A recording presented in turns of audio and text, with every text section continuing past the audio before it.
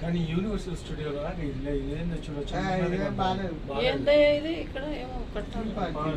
వండర్లా లాంటి water park. Wonderla అదే పెద్దది లాగా. వాటర్ పార్క్ అదే మన బెంగళూరు వండర్లానే పెద్దది.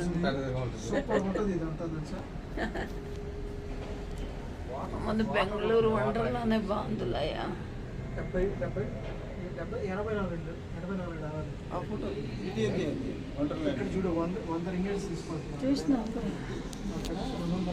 కానీ ఆడ 1 డే పడుతుంది కాస్ట్.